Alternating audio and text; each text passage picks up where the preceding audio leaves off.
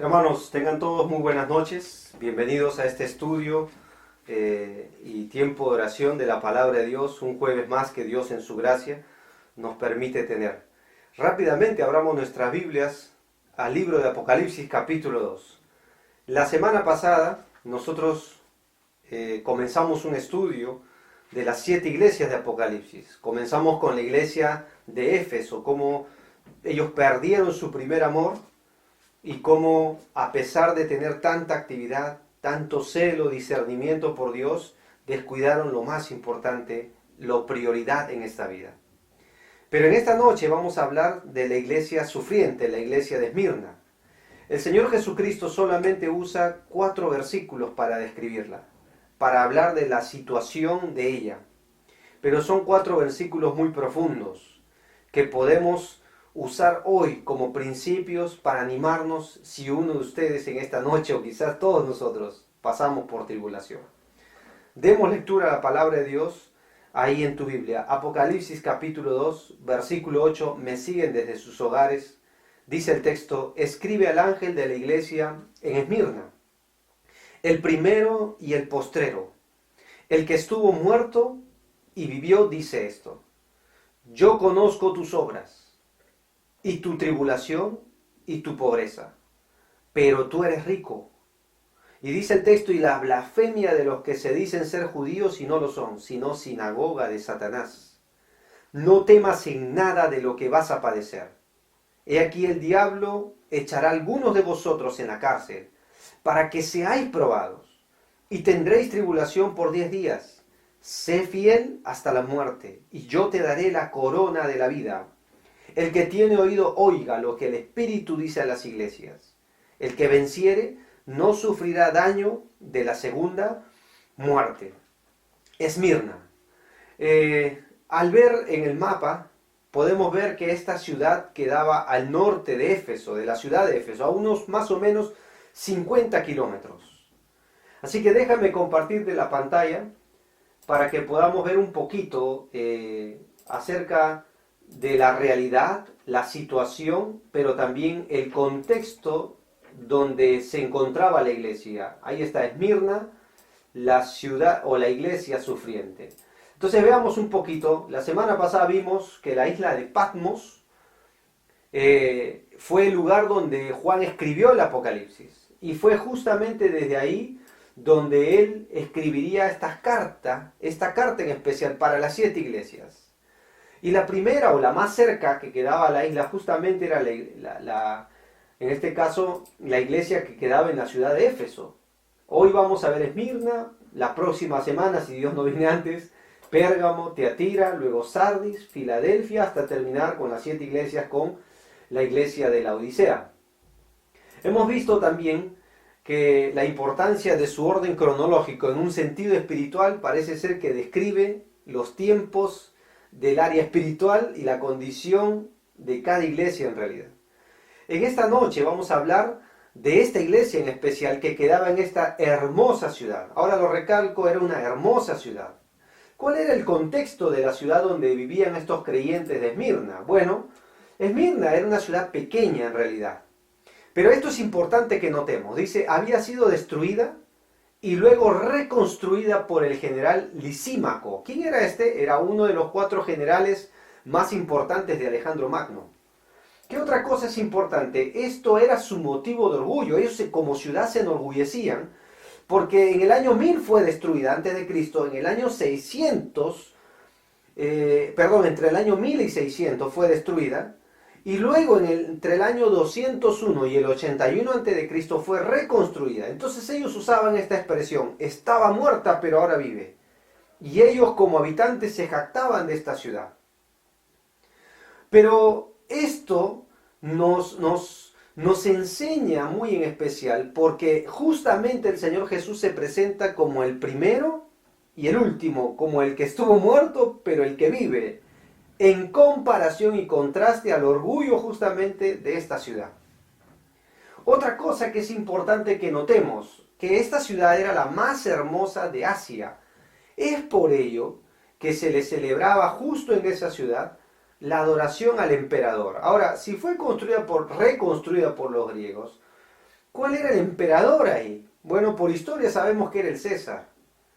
Porque recuerda que el imperio que gobernaba en los días del Señor Jesús y luego de su ascensión a los cielos y el encargo y la comisión que le dio a los discípulos fue el imperio romano, el imperio número 1 en aquellos días. Y ellos se expandieron no solo por Europa, sino también parte de Asia. Y una de esas partes justamente era Asia Menor, donde se encontraban estas 7 iglesias. Ellos quedaron bajo el yugo opresor de Roma, pero a veces ese yugo solamente era en algunos lugares impuestos. Pero es ahí, en esta ciudad de Esmirna, donde a los emperadores por historia sabemos que les gustaba ir, se les reconocía y obviamente les gustaba ir porque era una ciudad muy hermosa, muy bonita, muy digna para ellos. Y fue ahí donde ellos promovían justamente que se adore solamente al César como Señor. ¿Qué otra cosa es importante? Que esta ciudad es una de las pocas ciudades que todavía existe, pero está o se encuentra en el territorio del país de Turquía, básicamente con el nombre de Izmir. Yo te voy a mostrar una foto, esta es lo que sería la actual Esmirna, de donde vemos ahí que realmente es hermoso. Parece ser que con los años ha mantenido su área geográfica, su infraestructura obviamente es más moderna, pero las características de esta ciudad ahí están. ¿Qué otra cosa? Fue conocida por su principal producto de exportación. ¿Cuál era? Lo que ves en tu pantalla, la mirra. ¿Qué era la mirra? Era una especia, una resina aromática que se extraía de un árbol al triturarla. Esto es importante porque la única manera de darle uso a la mirra, de donde viene el término Esmirna, era triturándola, hermanos. Y dice aquí que se usaba para 2 cosas en especial, para embalsamar muertos, pero también como anestésico y a la vez como perfume. Ahora lo llamativo e impactante es que la mirra, el producto, está asociado con la vida de nuestro Salvador, del Señor Jesús. ¿Cómo sabemos esto? Mira, yo he puesto por el tiempo acá algunos versículos que son muy llamativos porque se le asocia al Señor Jesús. Por ejemplo, en su nacimiento. Cuando Jesucristo nació, la Biblia en el libro de Lucas nos dice lo siguiente, que vinieron del oriente sabios o magos, y ellos buscaban a través de la estrella a Jesucristo. Y cuando la estrella se posó, la Biblia dice que ellos encuentran la casa, y esto es lo que dice Lucas, y al entrar en la casa, vieron al niño con su madre María, y postrándose lo adoraron. Ahora mira el texto, y abriendo sus tesoros, le ofrecieron presentes. Así que la mirra era considerada un tesoro, hermanos. Uno de esos tesoros, dice el texto ahí, era oro, el otro era incienso, pero ¿cuál es el tercero? Mirra. Ahí está, mirra. Así que se le asocia con el nacimiento de Jesucristo. ¿Con qué más? Bueno, con su crucifixión. Ahora, esto que vamos a ver es previo a la crucifixión. Cuando Jesucristo es llevado al Gólgota, la Biblia nos dice en el libro de Marcos lo siguiente, le llevaron a un lugar llamado el Gólgota, que traducido es el lugar de la calavera. Y le dieron a beber vino mezclado ¿con qué? Ahí está, con mirra. Mas él no los tomó. ¿Por qué le dieron a beber antes de crucificarlo y colgarlo en el madero? Porque recuerda que la mirra, como te puse al principio, era también considerado como un anestésico. Es decir, que querían ayudar a su dolor. Jesús rehusó cualquier ayuda humana para enfrentar el Calvario, hermanos. Él lo enfrentó por sí solo. Otra cosa con la que se le asocia es con su sepultura.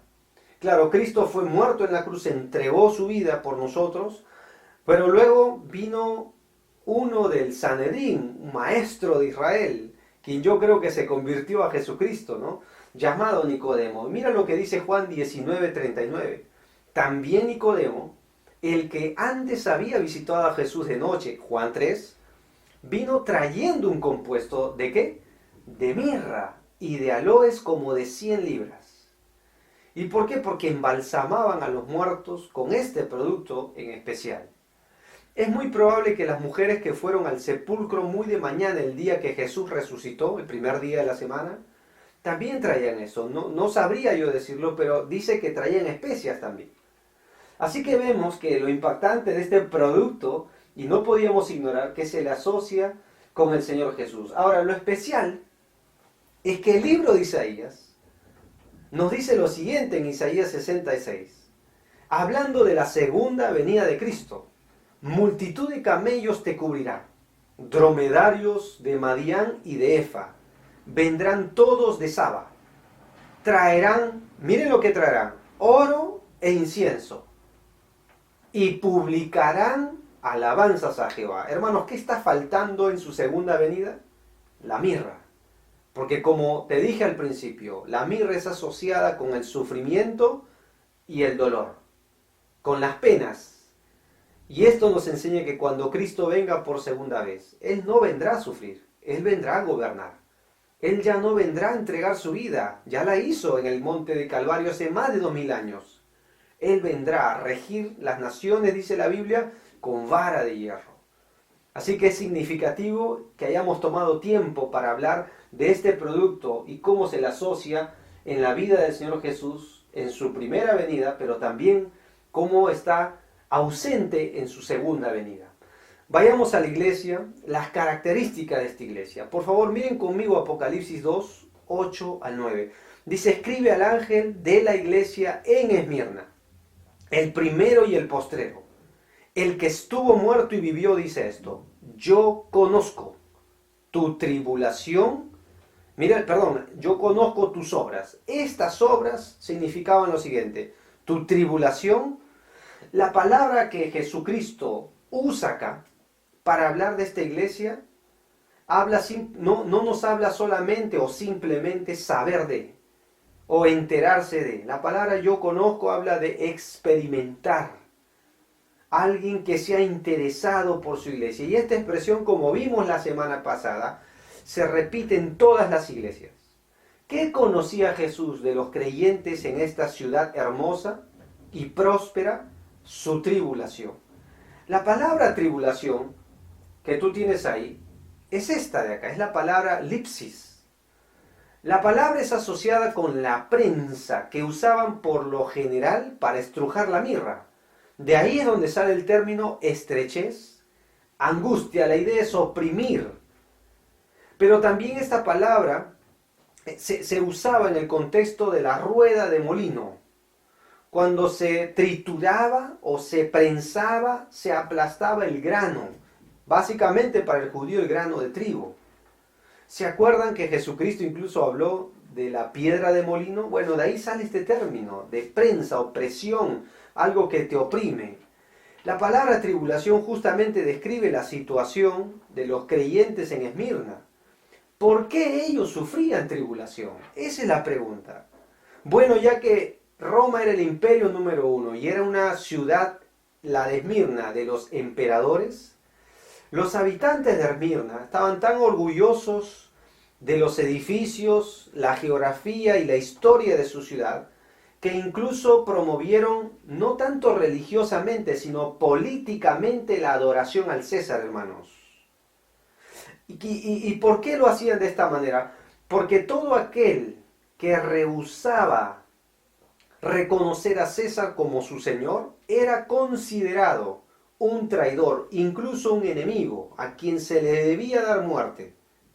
Ellos no tenían más señor que César, como le dijeron los fariseos a Pilato antes de crucificar a Jesús.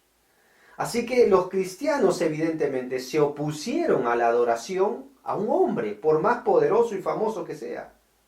Porque claro, a Jehová tu Dios temerás, y a Él solo servirás, y por su nombre jurarás. Solo rendimos culto al Dios viviente, al Dios de los cielos, hermanos. Esa era la condición de estos creyentes. Ahora, ¿qué métodos usaron las autoridades de Esmirna para forzar y obligar a los creyentes a poder rendir culto al César y renunciar a su fe? Bueno, hay varias cosas que ellos usaron. Yo vi, y por ejemplo, si tú ves ahí en la imagen, tú tienes ahí en tu pantalla, esto es lo que ellos conocían como el potro. ¿Qué era el potro? Era una rueda que ves ahí, donde se le ataba a la persona en las extremidades, y el verdugo hacía girar lentamente. Ahora, esta herramienta obviamente fue usada en los tiempos de la Inquisición española también. Pero la idea era que la persona que era puesto ahí renunciara a cualquier cosa que no sea el reconocimiento al César como Señor. Y por supuesto muchos cristianos murieron en esa posición, en esta herramienta de tortura. ¿Por qué? Por lealtad a Jesucristo.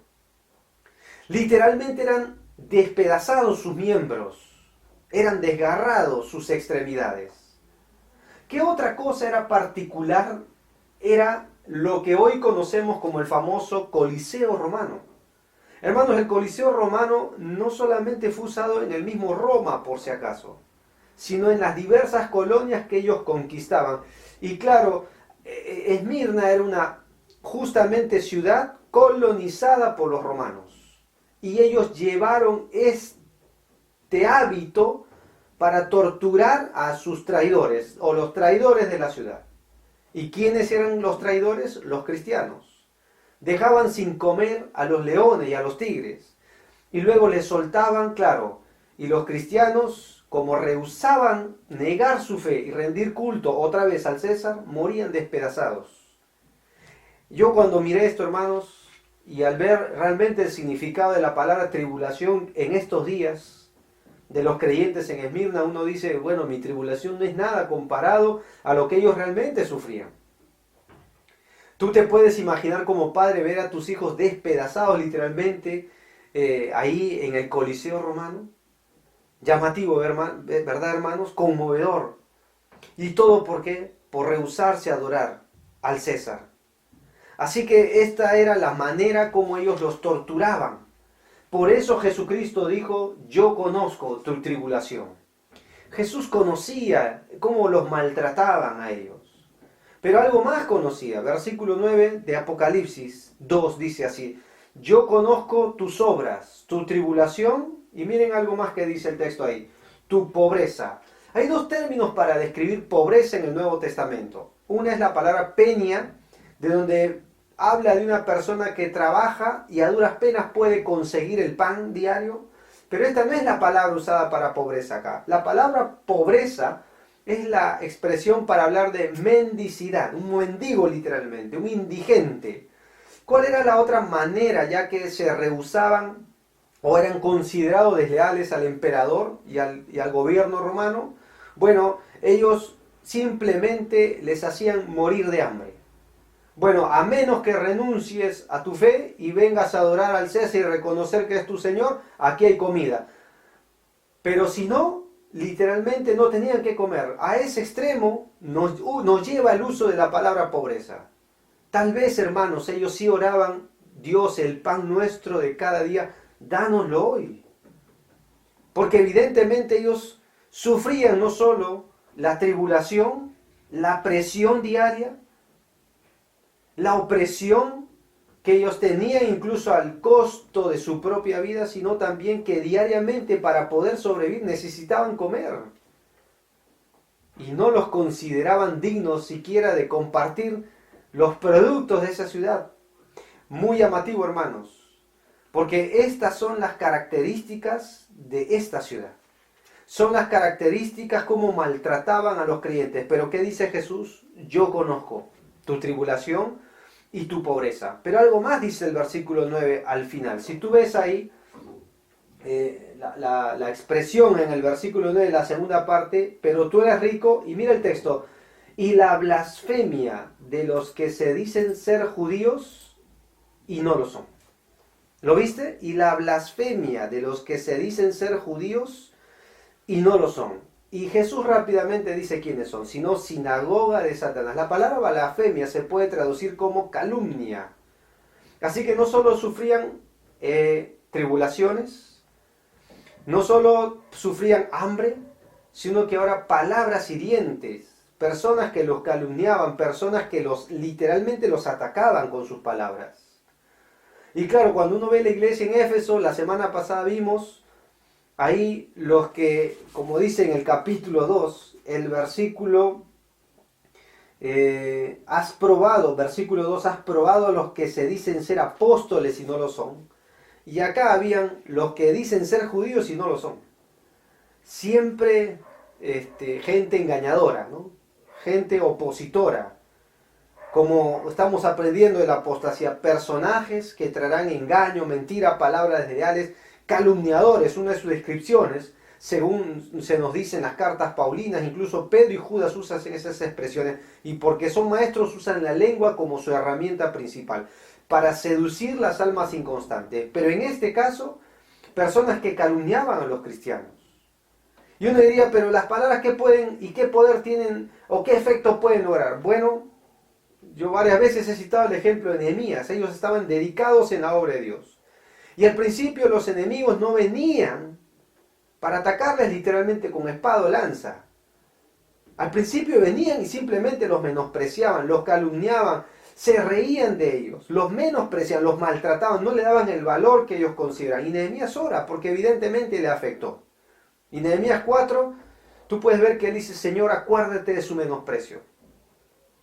Tú puedes ver al rey Sennacherib en días del rey Ezequías, gran rey de Israel. Cómo mandó cartas, envió mensajeros para traer miedo a la ciudad de Jerusalén, donde él gobernaba, en el pueblo del sur, la región de Judá. Pero al principio no fue con su ejército poderoso, fue enviando embajadores que se burlaban, hablaban calumnias, todo para que ellos puedan ceder su fe de confiar en Jesucristo, en el Señor, en Jehová, el Dios de los ejércitos. Así que el enemigo también usa las palabras, las calumnias. Y es llamativo ver que la palabra calumnia justamente es la palabra diablo. Por eso el concepto para hablar muy bien claro del diablo es diabolos o calumniador, como se le describe muy bien en varias cartas. Jesucristo sabía lo que esta iglesia estaba pasando, hermanos. Entonces mi pregunta en esta noche es, ¿está usted padeciendo persecución? ¿Pobreza? Claro, podemos traducirlo en estos días, necesidad. ¿Está usted sufriendo palabras hirientes, pero déjeme agregar algo, por su fe? Porque estos creyentes lo hicieron por su fe. Jesús conocía esto. ¿Cuál es el consejo? ¿Qué diríamos a una persona así? Bueno, miren el versículo 10. No temas en nada de lo que vas a padecer. Y uno diría, pero qué bonito consuelo del Señor. No temas en nada de lo que vas a padecer. O sea, todavía tenías que padecer más. Cuando una persona viene con sufrimiento y dolor a tu vida y tú le dices, bueno hermano, le pones la mano sobre el hombro y le dices, no temas. Hasta a veces hay gente que se enoja por esto, pero esto está en la Escritura, hermanos. Jesucristo dijo, no temas en nada de lo que vas a padecer. No temas por la persecución, no temas por las personas que se oponen, no temas por el porvenir, por el futuro, porque faltaban cosas todavía que ellos experimentarían, mucho más dolor. No temas por el tiempo de prueba. ¿Cuáles son las razones para no temer? Porque detrás de este no temas, dice el texto, porque he aquí el diablo se echará a algunos de vosotros en la cárcel. Y el versículo 10 sigue diciendo, para que seáis probados, más todavía. Y tendréis tribulación por 10 días, pero sé fiel hasta la muerte, y yo te daré la corona de la vida. Hermanos, uno tiene que ver cuál es la razón para no temer. Hay muchos no temas en la Biblia. Isaías 40, Isaías 41. Los salmos dicen, en el día que temo, yo en ti confío. Dios es nuestro amparo y fortaleza, nuestro pronto auxilio en las tribulaciones, por tanto no temeremos. Jesucristo se presentó al apóstol Pablo en tiempos de oposición, antes de ir en todo su viaje de naufragio y toda una historia hasta llegar a Roma. Jesús le se presenta a Pablo de noche y le dice, no temas, Pablo, como has testificado de mí, aquí en Jerusalén es necesario que testifiques en Roma. Hay muchos no temas. Pero la pregunta en esta noche es, ¿por qué no temer? Y me gustaría que nos centremos en esto. ¿Cuáles son las razones, los principios que Cristo nos ofrece para que cuando temamos, confiemos en Él? Primer principio, primera razón. las referencias de Cristo son mejores que las referencias de Roma. Usemos el contexto de la iglesia. Los ciudadanos adoraban al César. El imperio romano era lo máximo, era el fin de todo para ellos. Pero Jesús dice, no temas, porque las referencias de Jesús son superiores, son incomparables con las referencias que el mundo da. Capítulo 2, versículo 8 dice, y escribe al ángel en la iglesia Esmirna, el primero y el postrero, el que estuvo muerto y vivió, dice esto. ¿Qué está diciendo, qué está haciendo Jesucristo con su iglesia aquí en Esmirna? Está centrando los ojos en su carácter, en su persona. Y yo te puedo decir algo, hermanos, que estoy experimentando, y no solo por experiencia, sino porque está en la Escritura, que es más solvente. Que en los tiempos de dificultad, la manera de sostenerse no está en nosotros. No está en cómo resolvemos la vida. No está en nuestras expectativas, porque teníamos expectativas hace unos meses que las cosas mejoraran y sin embargo sigue todo igual. Y hasta probablemente empeore. Por este tema de la pandemia, ¿no? Pero nuestro enfoque debe estar en quién es Jesús. Uno se preocupa cómo se va a sostener la escuela que Jesús comenzó en nuestra iglesia, la iglesia, qué va a ser de la iglesia. Esas fueron las preguntas al principio, los dilemas que uno tenía. Jesucristo dijo que las puertas del Hades no prevalecerán contra ella. Yo no lo dije, no lo dijo nuestro pastor, lo dijo el autor de la iglesia, su cabeza, el que la fundó, Jesucristo. Por eso Él se presenta acá como el que estuvo muerto y vivió. Va a centrar los ojos de los creyentes en Esmirna en su persona. Ellos, claro, se comparaban el orgullo de la ciudad, que estuvo muerto y vivió, pero Jesús es superior. Él estuvo muerto y vivió, Él venció la muerte. Y justamente la Biblia nos enseña, hermanos, que las referencias de Jesús para nosotros son mejores. Filipenses 3:20, por ejemplo, la Biblia nos dice que nuestra ciudadanía está en los cielos. Te lo leo. Filipenses capítulo 3, versículo 20, porque a veces pensamos que la vida nuestra está enfocada aquí en la tierra. Y a veces nos estancamos en esta vida terrenal. Filipenses 3:20 dice, mas nuestra ciudadanía está en los cielos, de donde también esperamos al Salvador, al Señor Jesucristo. Y lo bonito es el versículo 21, el cual transformará el cuerpo de la humillación nuestra, para que sea semejante al cuerpo de la gloria suya, por el poder con el cual puede sujetar a sí mismo todas las cosas. Nuestra ciudadanía está en los cielos. Tal vez el mundo nos pueda despreciar como cristianos, tal vez nos pueda oprimir. Jesucristo dijo esto, en el mundo tendréis aflicción.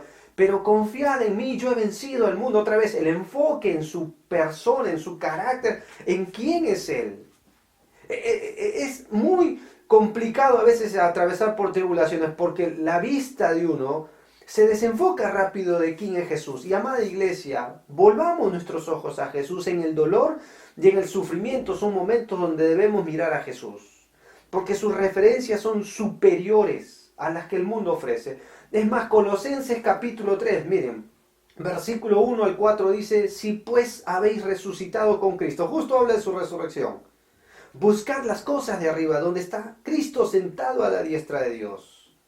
Poned la mira en las cosas de arriba, ya no en las de la tierra. ¿Cuál es la razón? Porque habéis muerto y vuestra vida está escondida con Cristo en Dios. Qué bonito término. Nuestra identidad no depende del concepto que el mundo tenga de los cristianos. Creo que no he visto un tiempo más duro para nosotros como cristianos, porque hoy se nos discrimina por todo. O sea, hoy si el mundo no tolera un grupo de personas, hoy en estos días son a los cristianos. Porque somos discriminadores, porque somos homofóbicos, porque se nos considera sin amor. Donde va un cristiano es considerado o es catalogado, es etiquetado de una manera despectiva incluso, hasta por periodistas de nuestra televisión. Pero las referencias de Cristo son superiores. Pedro en su primera carta nos llama extranjeros y peregrinos, que nos llama, incluso nos realza y nos identifica con nuestra verdadera, valga la redundancia, identidad en Cristo. Somos ahora llamados reyes, sacerdotes. Somos linaje escogido, nación santa, pueblo adquirido por Dios. Tal vez el mundo nos va a menospreciar. Y claro, porque el mundo ama lo suyo, dice la Biblia, dijo el Señor Jesús. Y en el mundo tendremos aflicción. Y el mundo y Dios no se pueden concatenar, están en oposición. Por eso Juan dice que el que ama el mundo, el amor del Padre no está en él. Y que si nosotros amamos al mundo, nos constituimos enemigos de Dios. Pero lo que Jesús ofrece es mucho mejor, sus referencias, por sobre las que el mundo nos puede ofrecer. Y tú digas, pero hermano, ¿y si estoy sufriendo por causa de mi fe? Bienaventurados somos, dice Jesús, Mateo 5, cuando por su causa nos vituperan y nos persiguen y digan toda clase de mal contra nosotros mintiendo. En el libro de Pedro vas a ver que a los cristianos se les llamaban malhechores, incluso sufrían a modo de malhechor. Pero si nosotros padecemos estas cosas, hermanos, quiero animarte a algo. Primera de Pedro capítulo 4, si usted está padeciendo por alguna de estas razones, Primera de Pedro 4, 16 dice así: pero si alguno padece como cristiano, no se avergüence, sino glorifique a Dios por ello, no te avergüences. Pablo le dijo a Timoteo cuando lo dejó justamente en Éfeso, un mundo griego de mucho conocimiento, donde le serían hostiles, y él justo fue para corregir y para demandar a algunos que no enseñen diferente doctrina. ¿Saben lo que Pablo le dijo en su última carta? Segunda de Timoteo, miren por favor, si tienes ahí tu Biblia, ya en casa me sigues por favor con la mirada en la palabra de Dios. Segunda de Timoteo 1, versículo 8. Por tanto, no te avergüences de dar testimonio de nuestro Señor Jesucristo, ni de mí preso suyo, sino participa, es decir, hazte participante, que es algo voluntario, ¿de qué? De las aflicciones, por el Evangelio, según el poder de Dios. No te avergüences, porque los reconocimiento de la persona de Cristo es superior al reconocimiento que el mundo da. Sus referencias son mejores. Segunda cosa, ¿por qué podemos no temer? Porque el reconocimiento de Cristo es mejor que el reconocimiento del mundo. El versículo 9 dice: pero yo conozco tu tribulación y tu pobreza. Pero miren en lo que está entre paréntesis en su Biblia: pero tú eres rico. Y la blasfemia de los que se dicen ser judíos y no lo son. Ellos eran considerados pobres, la chusma de esa ciudad. Pero Jesús dice, para mí son ricos. El reconocimiento que Jesús le da es lo que no debe importar, hermano. No lo que el mundo diga de nosotros. No lo que nuestros oídos quieren escuchar incluso en tiempos de adversidad. Hermano, lo que Jesús diga de nosotros es más importante. Yo soy quien Dios dice que soy. Soy un hijo de Dios, rescatado por su gracia. Usted lo es. Si usted le entregó su vida a Cristo, eso es más importante.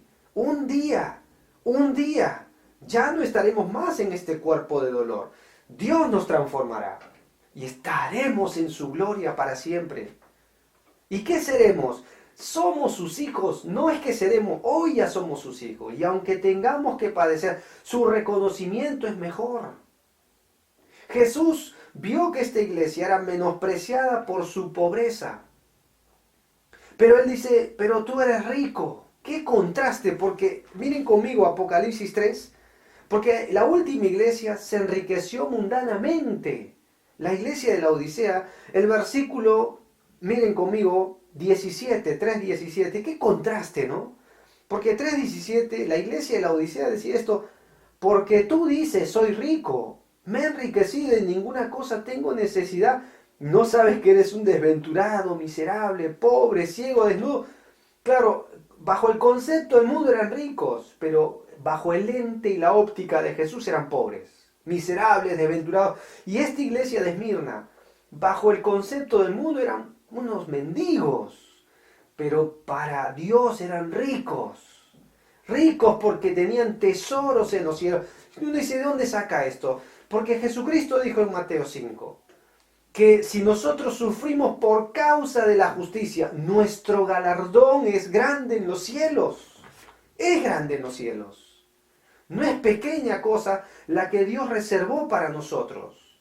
Y si no me crees, hay 4 coronas, hasta 5 que se mencionan en la Biblia para un creyente fiel. La corona de gloria para los pastores, ¿no? Los que ejercen bien el pastorado, apacientan la iglesia. 1 Pedro 5:4 dice que Jesús cuando venga, los pastores fieles recibirán la corona incorruptible de gloria. La corona de vida, la que Santiago justamente habla y la que se dice acá en el versículo 10, en la segunda parte. La corona que ofrece Jesús a esta iglesia fiel. Y Santiago dice, bienaventurado el varón que soporta la tentación, porque cuando haya resistido la prueba, Dios le dará la corona de vida, la corona de vida. ¿Ves que somos ricos en Dios? No ponga su riqueza o su perspectiva o su identidad por las riquezas de esta vida, hermano. Jesucristo dijo que la abundancia o la vida del hombre no consiste en la abundancia de bienes que posee. No está en la ropa que usamos.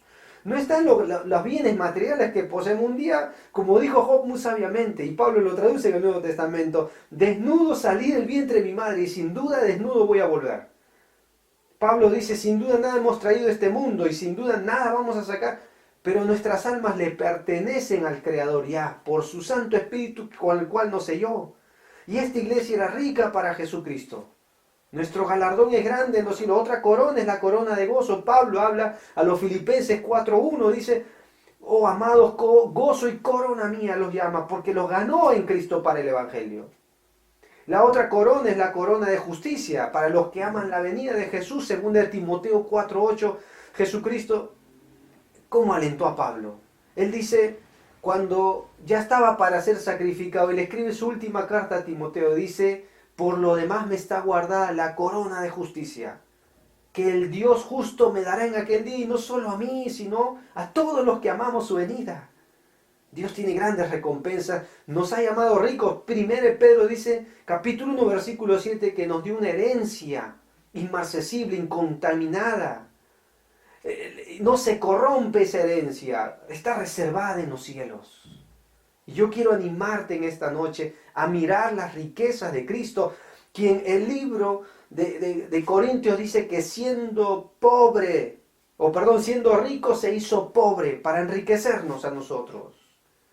Así que que su concepto, su identidad no dependa de las riquezas y las posesiones materiales, porque el reconocimiento de Jesús es mucho mejor que el reconocimiento que el mundo da.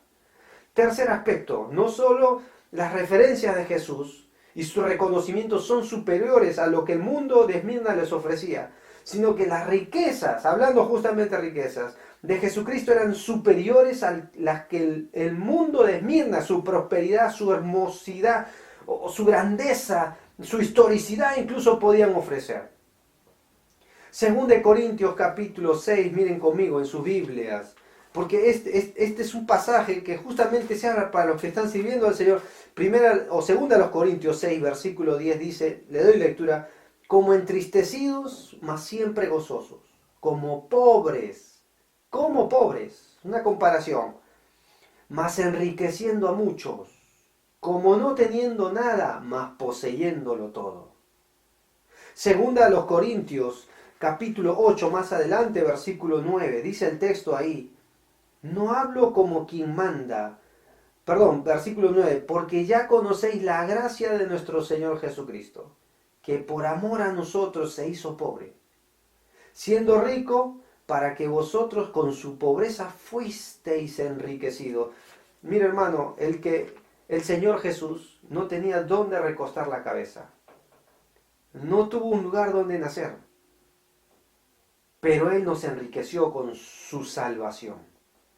Y según el libro de Efesios, nos ha salvado por las riquezas de su gracia. Según Efesios 2, porque Dios es rico en misericordia.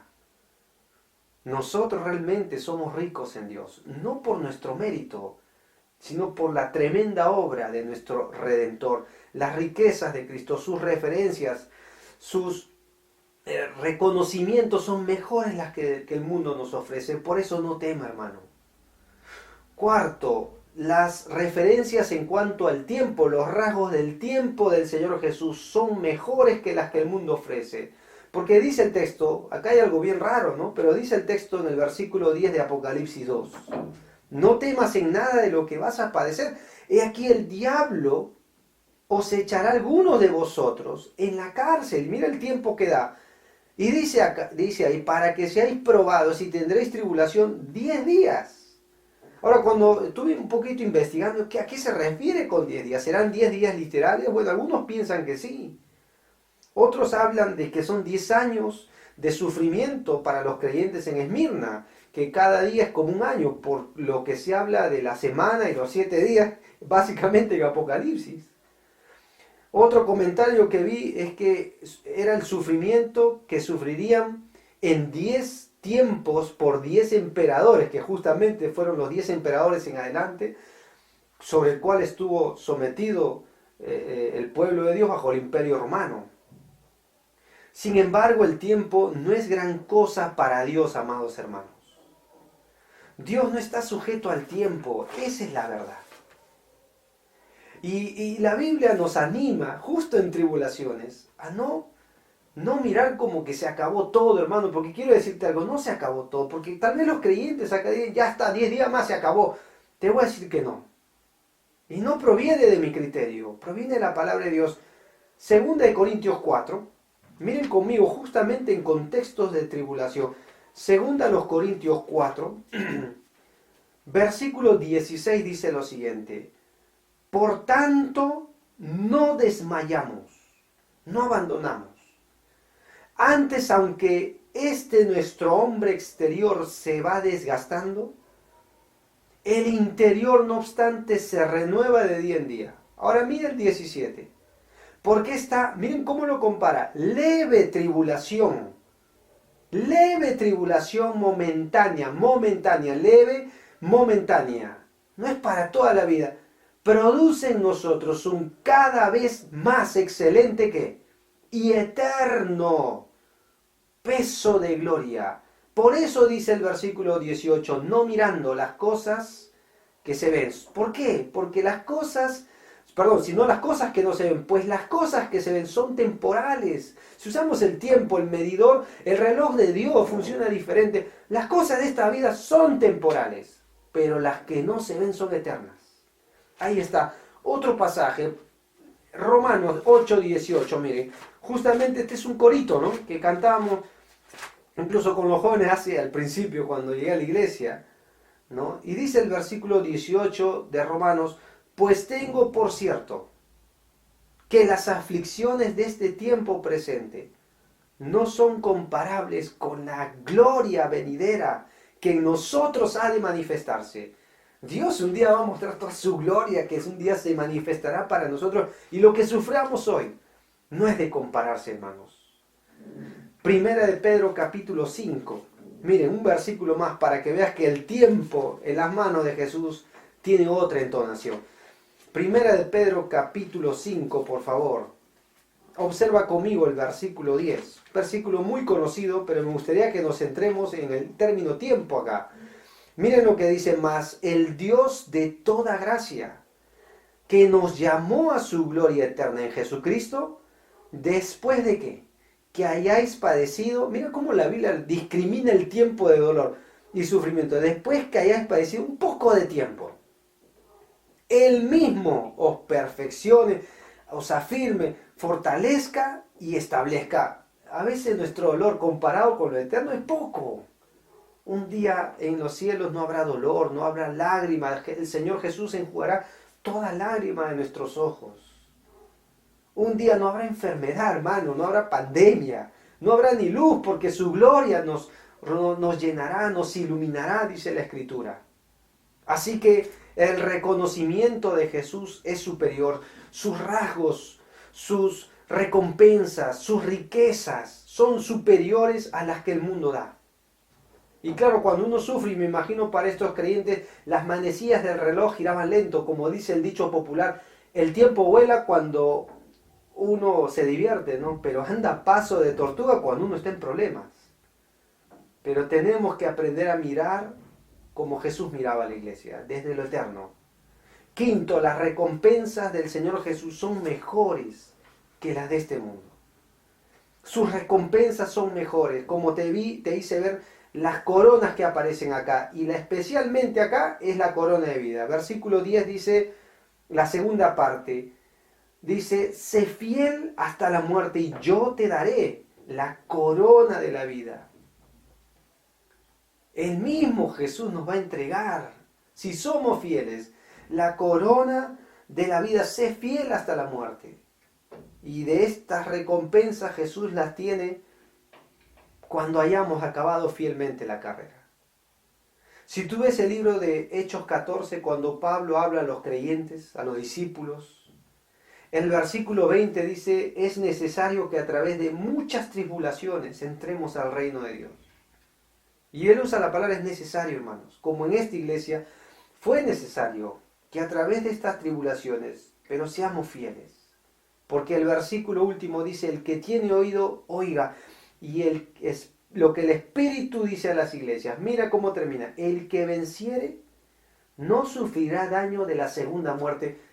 Traté de meterme un poquito a leer este texto final, palabras textuales de nuestro Salvador. Si yo hubiera sido un ciudadano creyente de Jesús en Esmirna, ¿qué pensamientos se me habrán cruzado por la mente? Tal vez muchos de ellos pensaban, bueno, tal vez hoy sea el día donde me van a torturar. Tal vez hoy sea el día donde me van a entregar al Coliseo romano. Tal vez hoy sea el día donde me van a prender en una estaca, porque así también los prendían y lo iluminaban las ciudades, ¿no? Y claro, Pablo dice en Filipenses que somos como luminares en este mundo. Es decir, hasta el cristiano cuando muere da luz. Tal vez ese es el día donde seré quemado en aceite hirviendo, como era la práctica o común también en esos días.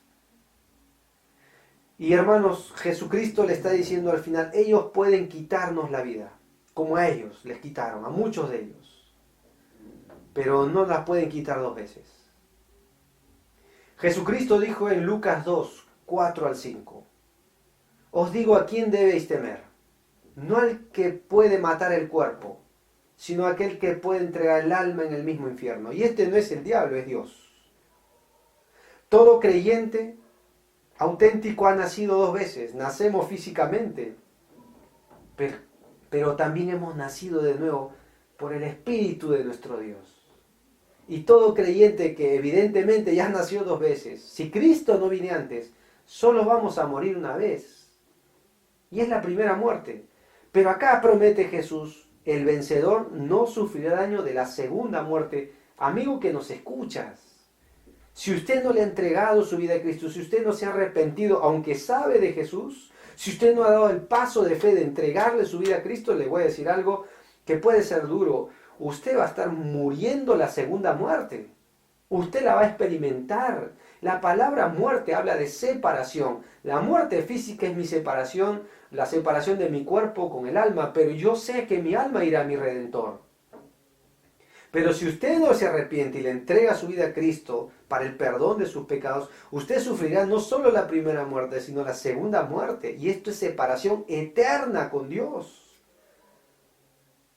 Y esto lo describe muy bien la Biblia, porque si usted le entrega su vida a Cristo, según 2 Corintios 5:8, la muerte simplemente será ausencia del cuerpo, pero presencia en el Señor. La muerte para usted, si usted le entrega su vida a Cristo, y amados hermanos que me escuchan, la muerte para un cristiano es ganancia. El vivir es Cristo, dice Filipenses 1:21, y el morir es ganancia. Estar con Cristo es muchísimo mejor. Apocalipsis 4:13, si me siguen ahí mismo con su mirada. Pero literalmente el texto dice que somos súper felices los que mueren en el Señor. Ellos descansan de sus obras, pero sus obras con ellos siguen. Nos llama bienaventurados. La muerte para un cristiano es como un valle de sombra, pero aún en ellos su vara y su cayado nos infunden aliento.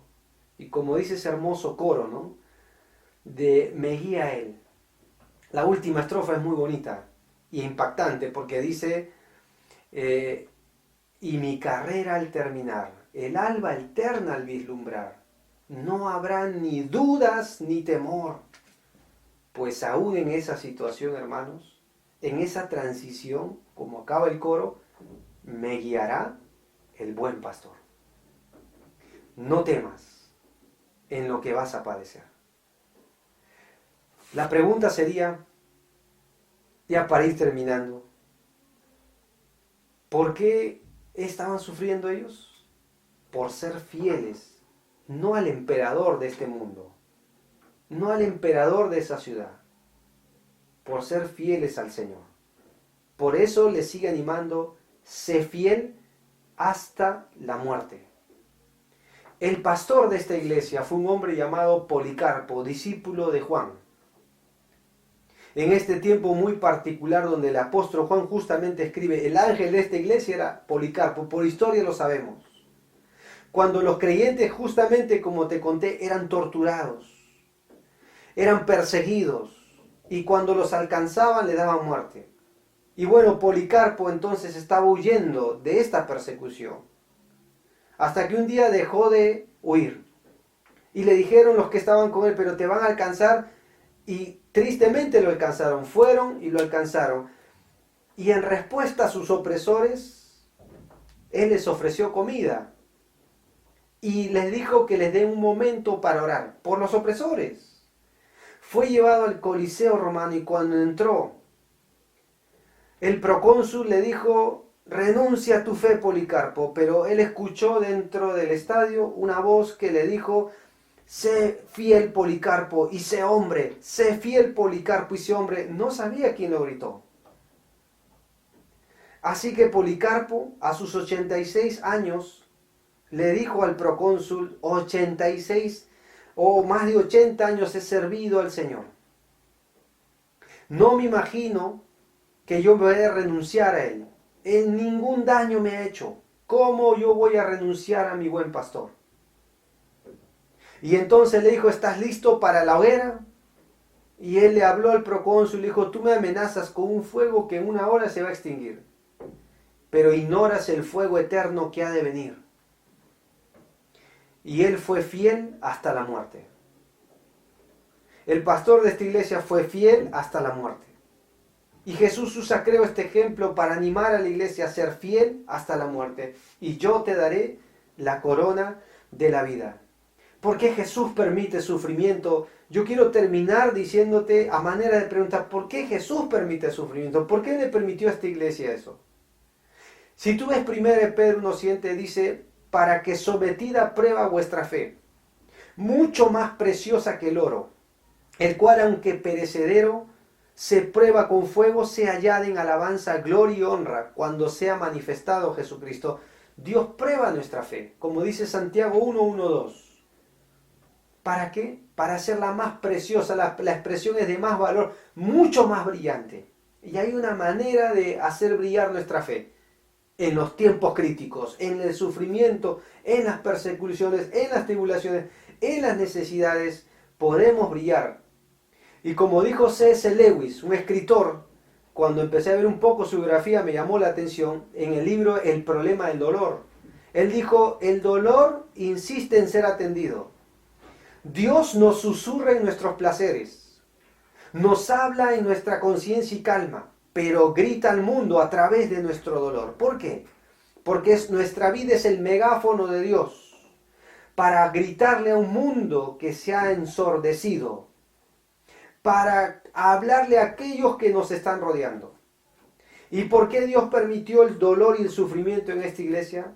Para el mundo que les rodeaba. Hay un ejemplo que brota de la Escritura. Hay muchos, pero te voy a mostrar uno que se encuentra en el libro de Daniel capítulo 3. Se lo dediqué a un hermano estos días. Daniel capítulo 3, cuando Nabucodonosor amenazó a Sadrach, Mesach y Abednego, echarlos al horno de fuego 7 veces caliente, si no se inclinaban ante la estatua de oro que él había levantado en el campo de Dura. Y entonces los amenazó y les dijo, porque si no la adoráis, Daniel capítulo 3, versículo 15, porque si no la adoráis, en la misma hora seréis echados en medio del horno de fuego ardiendo, y ¿qué Dios será el que os libre de mis manos? Sadrach, Mesach y Abednego respondieron al rey Nabucodonosor. Esta parte a mí me impactó. No es necesario que te respondamos sobre este asunto. Hermanos queridos, cuando nos amenacen a renunciar a nuestra fe, porque tal vez sea así en estos días, tal vez los tiempos duros se vienen ya, de gran persecución por nuestra fe, que cuando nos amenacen a renunciar a nuestra fe, o te boten del trabajo, o van contra tu familia, o van contra nuestra iglesia, o van contra la escuela, que cuando nos amenacen, ya estemos preparados como estos muchachos. No es necesario que te respondamos. Nuestro Dios puede, pero si no quiere, seré fiel hasta la muerte. Fueron echados al horno de fuego. ¿Y quién estaba con ellos? Jesucristo, fiel hasta la muerte. Que ni dudemos, que ni tomemos tiempo para conversarlo. Simplemente no es necesario que te respondamos en este asunto. Ya determinamos ser fiel hasta la muerte. Ser fiel hasta que Él nos lleve. Amado hermano, sea fiel hasta la muerte. Y el Señor promete, y yo te daré la corona de vida que Jesús ha prometido al hombre fiel. Solo se mide su eternidad desde dos ángulos, fiel o no fiel. Mira las parábolas, Mateo 25, los mayordomos, el fiel y el negligente, el fiel y el siervo malo e infiel. Que Dios un día de nosotros, cuando dejemos esta vida, como Pablo dijo en esas hermosas expresiones, el tiempo de mi partida está cercano, que Dios diga de nosotros, entra al gozo de tu Señor, buen siervo fiel. Amigo, hoy es el día de entregarle su vida a Jesús. Cuando Jesús fue colgado en un madero, Dios a través de ese acto de misericordia y gracia le gritó al mundo entero. Y tú dices, ¿cómo? Como dice Corintios 5, como si Dios rogase por medio de nosotros. Reconciliaos, reconcíliate con Dios. Ven a Jesús por la fe. Deja ya tu vida de pecado. Tal vez has venido con otras creencias, tal vez religiosas, políticas, no sé. Deja esas cosas que, mira, temporalmente pueden tener un fin, pero para el peso eterno no valen nada. Deja esas cosas y ven a Cristo. Él ya murió en la cruz, te ama y desea para que tú pases la eternidad con Él. Por eso murió también, por cada uno de nosotros, porque usted es pecador. Cristo murió, pero resucitó, como hemos leído al principio y repetidas veces lo hemos recalcado. Y si hay alguien que tiene poder sobre la muerte y el perdón, Él lo ofrece a través de su muerte y su resurrección, es Jesucristo. Entréguele su vida al buen pastor. Y usted estará seguro, estará listo para que cuando diga el Señor es tiempo de partir, usted vaya con Él. Hermanos amados, sé fiel hasta la muerte. Ese es mi ánimo para cada uno de ustedes en esta noche. Muy buenas noches, amados hermanos.